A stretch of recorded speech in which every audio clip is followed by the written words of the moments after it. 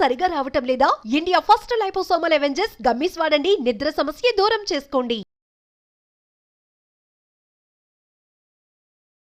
నమస్తే, welcome to our channel. నేను మీ అనుష. ప్రస్తుతం మనతో పాటు ఉన్నారు ప్రముఖ homeopathy physician doctor Chetan Raj గారు. సార్తో మాట్లాడి మోకాల నొప్పుల గురించి మరిన్ని విషయాలు తెలుసుకుందాం. హలో సార్, ఎలా ఉన్నారు? Fine madam. సార్, జనరల్గా కీళ్ళ నొప్పులు, మోకాల నొప్పులు అంటే గతంలో పోలిస్తే ఈ రోజుల్లో ప్రతి ఇంట్లోనూ ఈ సమస్య ఉంటూనే ఉంటుంది. అలాగే వయసులో కూడా ఎవరికైనా వచ్చేస్తుంది ఈ రోజుల్లో. అంటే might be life style changes వల్ల అవ్వచ్చు, అనేక కారణాల వల్ల అవ్వచ్చు. ఈ మధ్య అందరిలోనూ చూస్తున్నాం. దీనికి తగ్గించుకోవాలంటే ఏమన్నా సింపుల్ చిట్కాలంటూ ఏమైనా ఉన్నాయా? లేకపోతే హోమియోపతి ట్రీట్మెంట్ ద్వారా మనకి ఏమైనా రిలీఫ్ ఉంటుందా? ఏంటంటారు? హోమియోపతి ట్రీట్మెంట్స్ తోటి మీకు పర్మనెంట్గా సొల్యూషన్ ఉంటుంది. దీనికి పర్మనెంట్గా తగ్గిపోతాయి అన్నమాట. ఒకటి రస్టాక్స్ అనేసి ఒక మెడిసిన్ ఉంటుంది. Rhus tox 1M. అది మోకాలు నొప్పులు ఉన్న వాళ్ళు, నడుము నొప్పి ఉన్న వాళ్ళు డైలీ 1 డోస్ తీసుకుంటే వాళ్లకు విదిన్ 1 వీకే డిఫరెన్స్ అనేది తెలిసిపోతుంది. Over a period of time 3 months to 4 months వాడితే ఇయర్స్ నుంచి ఉన్న మోకాలు నొప్పులు కూడా మాయమైపోతాయి అన్నమాట. అంటే దీనికి ఎర్లీ స్టేజెస్లోనే మనం తీసుకుంటే మంచిది అంటారా? లేకపోతే మళ్ళీ సివియర్ అయినా కూడా కష్టం కదండి? ఒకవేళ సివియర్ అయిందంటే దాని ప్రకారం కూడా మెడిసిన్స్ ఉంటాయి మేడం. ఒకవేళ సివియర్ ఆస్టియో ఆర్థరైటిస్ ఉంది, లేదంటే రుమటైడ్ ఆర్థరైటిస్ కూడా మీరు వినే ఉంటారు, ఆటో ఇమ్యూన్ డిసార్డర్. అదున్నా మనకు హోమియోపతిలో దీనికి శాశ్వత పరిష్కారం అనేది ఉంటుంది. ఓకే, జనరల్గా మీరు ఇప్పుడు చెప్పిన మెడికేషన్ అది అందరికీ సెట్ అవుతుందా? అసలు మళ్ళీ పెయిన్ రిలీఫ్కి మాత్రం అందరికీ సెట్ అవుతుంది. బట్ పర్మనెంట్లీ ఒకవేళ osteoporosis, osteo arthritis, rheumatoid arthritis తగ్గాలంటే హోలిస్టిక్ అప్రోచ్ ఉండాలి. దానికి హోమియోపతి డాక్టర్కి అప్రోచ్ అవ్వాలి. కానీ మీకు రిలీఫ్ కావాలి విదిన్ కొన్ని డేస్లోనే, ఇయర్స్ నుంచి ఉన్న నొప్పులు కూడా తగ్గాలంటే రస్టాక్స్ ఏమో చాలా మంచిగా పనిచేస్తుంది. ఓకే, అంటే దీనివల్ల సైడ్ ఎఫెక్ట్స్ ఏం రావా? ఎటువంటి సైడ్ ఎఫెక్ట్స్ ఉండవు మేడం దీనివల్ల. ఓకే, ఎందుకంటే హోమియోపతికే సైడ్ ఎఫెక్ట్స్ ఉండవు, మీరు కూడా వినే ఉంటారు. ఎస్ విన్నాను.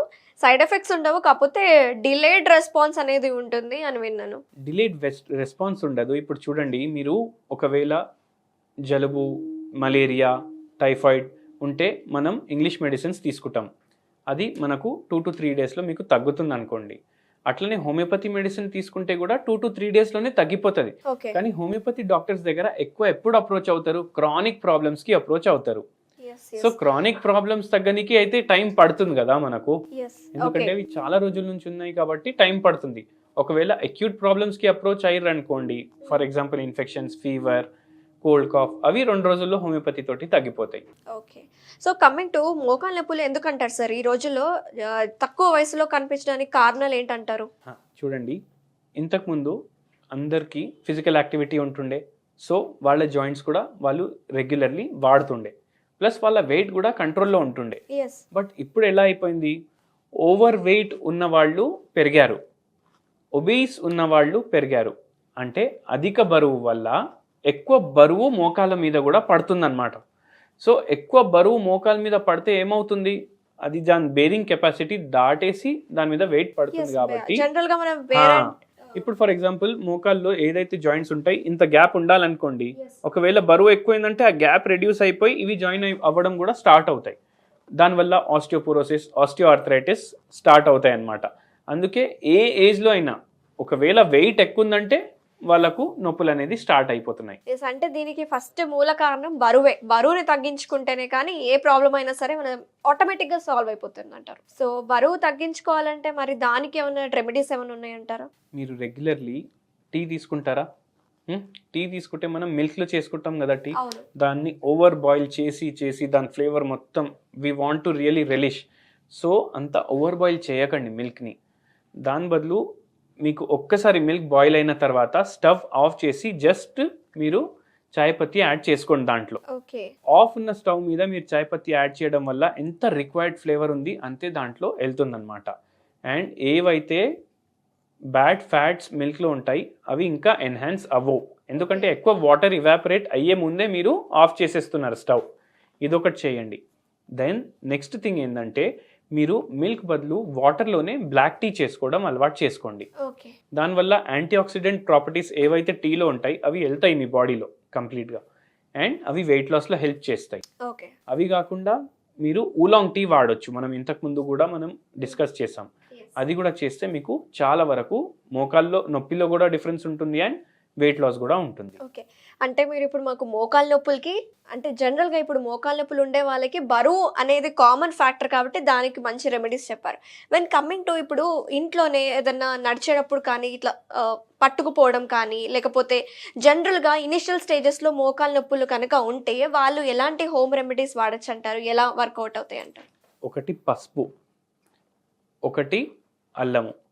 మీరు ఈ 2 మీ డయట్స్‌లో ఇంక్లూడ్ చేసుకోండి. ఎందుకు? పసుపులో ఏముంటది మనకు?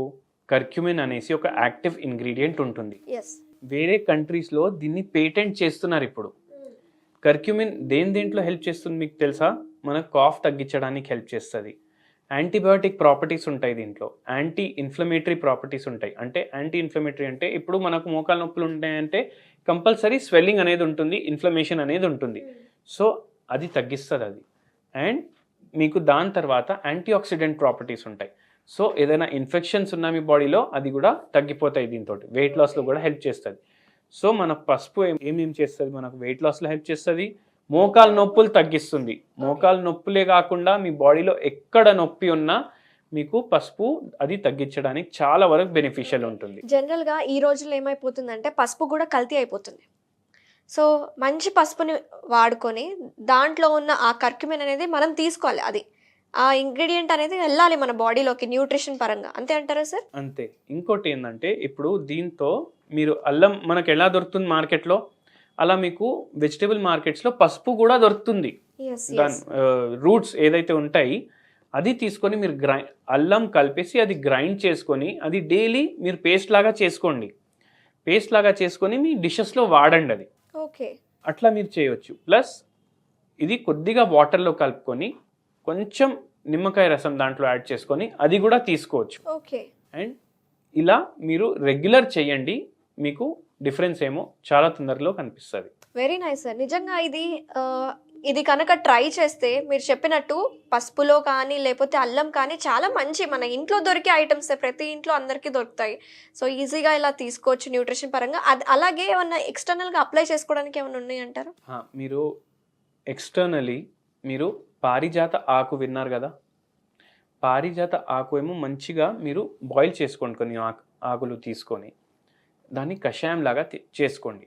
ఒకవేళ మీకు మల్టిపుల్ జాయింట్ పెయిన్స్ ఉన్నాయి అనుకోండి, మీరు అది కన్జ్యూమ్ చేయండి దాని జ్యూస్. ఒకవేళ ఒక్కటే చోట్లో ఉందనుకోండి, మీకు పారిజాత ఆకులు కొంచెం బట్టలో పెట్టేసి కట్టేసేయండి అక్కడ. ఓకే. డైలీ ఒక 2 hours 3 hours. అది మీకు పెయిన్ రిలీఫ్లో చాలా బెనిఫిషియల్ ఉంటుంది. అండ్ పారిజాత ఆకు అది మీరు కషాయం లాగా చేసుకొని తీసుకుంటే కూడా అది బెనిఫిషియల్ ఉంటుంది. Thank you sir. చాలా డీటెయిల్ ఇన్ఫర్మేషన్ ఇచ్చారు. మంచి హోమ్ రెమెడీస్ మాకు ఈరోజు ఎక్స్ప్లెయిన్ చేశారు సార్. మోకాళ్ళ నొప్పులకి కానీ మీరు చెప్పిన అల్లము, పసుపు, అలాగే పారిజాతం ఆకు చాలా హోమ్ రెమెడీస్ మాకు ఈరోజు ఎక్స్ప్లెయిన్ చేసినందుకు thank you so much sir. నమస్తే.